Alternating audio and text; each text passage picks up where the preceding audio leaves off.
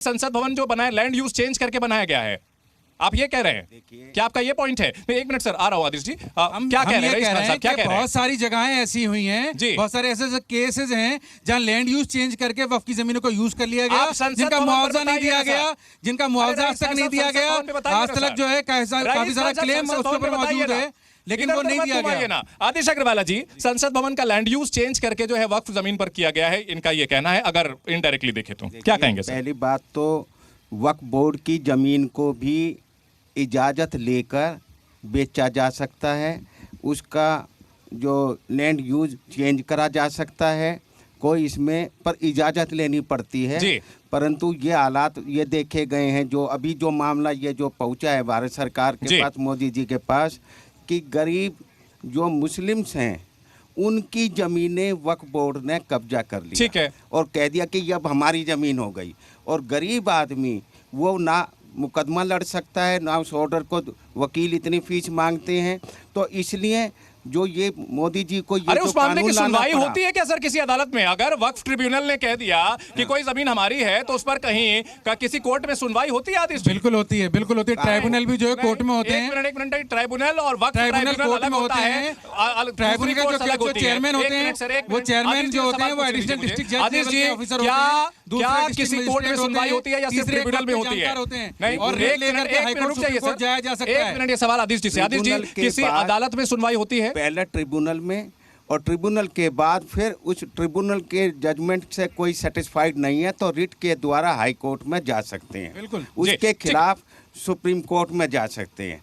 परंतु होता क्या है, जब गरीब आदमी की कोई ज़मीन कोई कब्जा कर लेता है, ये वक्फ बोर्ड वाले कहते हैं कि हमारे में वेस्ट कर गई, तो बोर्ड पे कब्जा होता है, दोनों चीजें, कुछ गरीब लोग वो हैं, बस जाते हैं, उनको ठीक है, वक्फ बोर्ड वाले कब्जा करते हैं, और वक्फ बोर्ड के पास रिकॉर्ड नहीं है, वक्फ बोर्ड के पास। और ये कानून आना को बता दें, हम यहाँ पर मौजूद हैं संसद के पास विजय चौक में। पीछे आपको संसद दिख रही होगी, नई संसद भी हमारे इधर दूसरी तरफ है। यहाँ हम क्यों आए हैं वो आपको बताते हैं। हम यहाँ इसलिए आए हैं क्योंकि बदरुद्दीन अजमल साहब AIUDF के नेता हैं, असम के बड़े नेता हैं और पुराने पूर्व सांसद भी हैं। उनका यह दावा है कि संसद भवन जो है वो वक्फ की प्रॉपर्टी पर बना हुआ है, और इसी वजह से हम यहाँ विजय चौक पर आए हैं टू द पॉइंट लेकर के, और यहीं पर एसिड टेस्ट कर रहे हैं। सारे दस्तखत, कागजात, क्या कुछ इसमें पेश किए जा सकते हैं, सारे पहलुओं से इस पर हम पड़ताल कर रहे हैं। सवाल यहां यह भी उठता है कि आखिरकार वक्फ के पास इतने असीमित अधिकार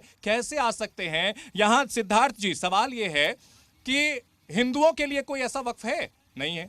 ईसाइयों के लिए है? नहीं है। सिखों के लिए है? नहीं है। लेकिन मुस्लिमों के लिए वक्फ बोर्ड, हिंदू एंडोमेंट एक्ट है। आप देखिए, अगर ये आऊंगा आपके पास आऊंगा, मौका मिलेगा सर, आपको मिलेगा। आपको नहीं, वक्फ जैसा कौन सा है? हिंदू नाम बताइए उसका। आदिश अग्रवाल जी से बताएंगे अभी। नाम बताइए। हिंदू एंडोमेंट एक्ट है, किसने कहा कि वक्फ नहीं है? बिल्कुल गलत बोल रहे हैं, मैं इसका जवाब देता हूं। मैं बिल्कुल जवाब देता हूं। गलतफहमी मत फैलाइए सिर्फ वक्फ के बारे में। वक्फ को सबसे कमजोर रखा गया। वक्फ हमेशा सरकार के। खान साहब बताइए, हिंदू एंडोमेंट एक्ट पढ़ के सुनाइए, पढ़ाइए। कौन सा? आप बताइए, आप वक्फ वाला एक्ट पढ़ के सुनाइए। झूठ बोलेंगे टीवी पे खड़े होकर के और फिर मजाक बनाते हैं, कमाल बात हो गई। क्या हिंदू एंडोमेंट एक्ट? आप बताइए ना क्या है यहाँ पर? एक देश, अरे आप दावा कर रहे हैं ना, रईस खान साहब, आप दावा कर रहे हैं। क्या है? हम वक्फ की बात कर रहे हैं, हम कानूनी बात कर रहे हैं। जैसा हिंदू एंडोमेंट एक्ट है, काशी विश्वनाथ का एक्ट जाकर के देख लीजिए, 1983 पढ़ लीजिए। हिंदू एंडोमेंट चंदन जी, आप पढ़ लीजिए। एक सेकंड, मैं जवाब देता हूँ। हम तो उसी के अंदर हो रहा है ना। इनकी चंदन जी, इनकी समस्या क्या है? चंदन जी, इनकी समस्या क्या है? अब खान साहब रुक जाइए, मैं आपके बीच में नहीं बोला था, अब मैं आपके बीच में नहीं बोला था। सुनिए, एक बात कहता हूं सर, सिद्धार्थ जी, मैं एक बार बात पूरी कर लूं, फिर आप बोल लीजिए। देखिए, इनके साथ समस्या क्या है?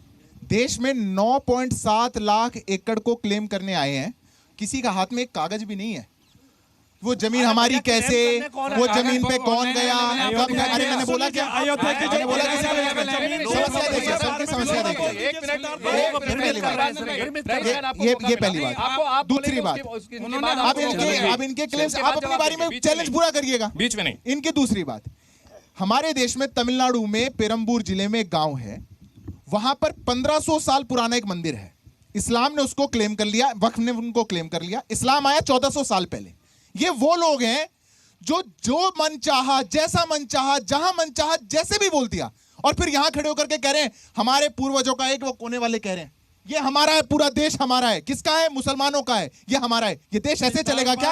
आपके जैसे कम्युनल लोगों की इस देश में कोई जगह नहीं है। खान साहब रुक जाइए। आपके जैसे कम्युनल लोगों की इस देश में कोई जगह नहीं है।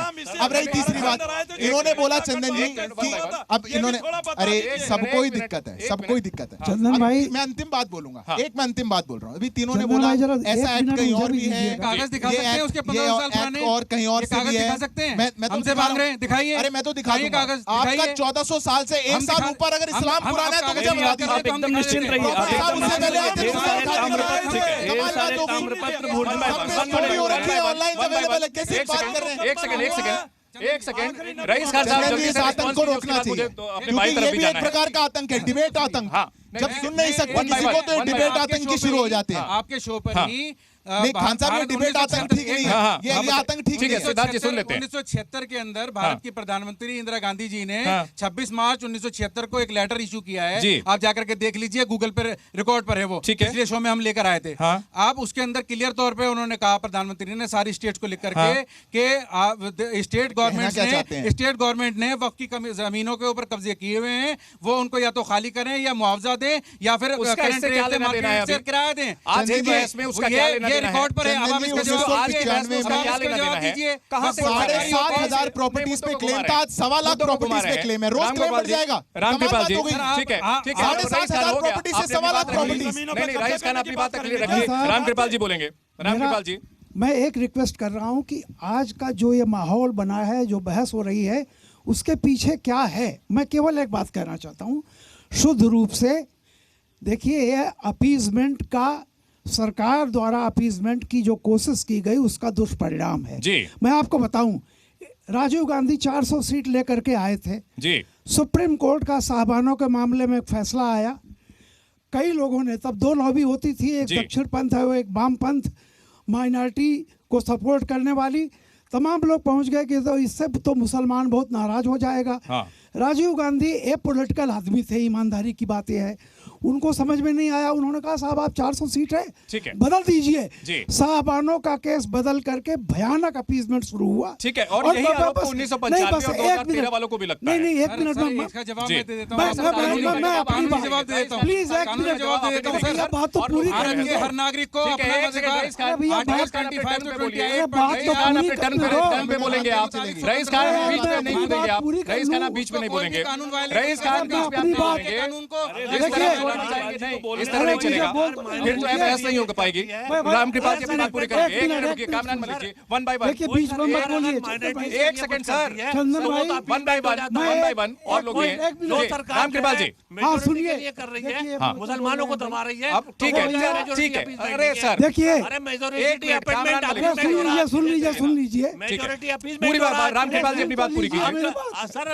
कामरान मलिक जी, फिर मुझे माइक छीनना पड़ेगा। मुझे माइक छीनना पड़ेगा फिर। देखिए सुनिए, कामरान मलिक जी आप चुप रहे सर, एक मिनट। रामकृपाल जी अपनी बात पूरी करें। रामकृपाल जी बात पूरी करें। देखिए, वो अपीजमेंट हुआ, उस अपीजमेंट के बाद दूसरी लॉबी गई, उसने कहा हिंदू नाराज हो जाएगा, तो मंदिर का ताला खुलवा दिया जी। उसके बाद क्या हुआ कि अल्टीमेटली जब कांग्रेस हार गई जी बुरी तरह से, और बाबरी मस्जिद, सुन लीजिए, 92, अरे यार सुनिए, बहुत बोलते हैं, 92 में जब मस्जिद गिराई गई, सुनिए, चलिए हमारे साथ डॉक्टर रेणु कीर है। डॉक्टर रेणु कीर हमारे साथ है। डॉक्टर रेणु कीर जी, ठीक है, एक मिनट सर, 92 में मस्जिद गिराई गई, डॉक्टर रेणु कीर, नहीं, कांग्रेस के अलग, कांग्रेस फिर माइनॉरिटी को 95 का अमेंडमेंट, डॉक्टर रेणु कीर हमारे साथ सुन रही है। डॉक्टर रेणु कीर एक कमेंट इसके ऊपर अपीजमेंट के लिए था जी। रामकृपाल जी, ठीक है, रामकृपाल जी, डॉक्टर रेणु कीर, ये क्या चल रहा है, किस तरह से दावा किया जा रहा है, जल्दी से आप इस पे फाइनल करें, कमेंट दें। चंदन जी, देखिए, जिस तरीके से वक्फ अमेंडमेंट बिल 2024 का मुस्लिम जिहादी नेताओं के द्वारा अपोज किया जा रहा है, मुस्लिम जिहादी नेता, बोलने दीजिए ना, मुस्लिम जिहादी नेता, मैं इसी शब्द का प्रयोग कर रही हूँ, जो आपकी मूलतः विचारधारा है, न केवल भारत में, पूरे विश्व में आपकी जिहाद से आप अपनी लैंग्वेज सुधारिए। यहाँ एक सेकंड ये मुस्लिम जिहाद का ही परिणाम है। चले जाएं क्या? आप पूरे मुस्लिम समाज को बिल्कुल, जिहादी बता रहे हैं। पाकिस्तान इसीलिए बनाया गया था कि आप मांगनी चाहिए आपको इस तरीके की बात करके। आपने मुस्लिम जिहादी बात कही है, आप मुस्लिम समाज को जिहादी किस बता रहे तरीके हैं। से आपने मुस्लिम नहीं, जिहाद को तो पवित्र बताते हैं ना। बात कर रहे हैं? डॉक्टर अम्बेडकर ने अपनी किताब पार्टीशन ऑफ इंडिया जो कि 1940 में प्रकाशित हुई थी, ठीक है। आपकी जिहादी मानसिकता नहीं, को ठीक है, ध्यान में ठीक है, रखते ठीक है, हुए ठीक है, उन्होंने ठीक है, कहा ठीक है। कि ये ऐसी कौम है जो ठीक है। सद्भाव के ठीक है। साथ रहती है, कौम के साथ इस जो बहस निश्चित तौर पर जो बहस बदरुद्दीन अजमल ने छेड़ी है, उस पर देखना है कि आगे और आने वाले दिनों में क्या क्या निकल करके सामने आता है। विजय चौक से संसद के सामने, उस संसद के सामने से ये बड़ी बहस हम कर रहे थे जिसके ऊपर दावा किया जा रहा है कि वक्फ की प्रॉपर्टी है। Z News.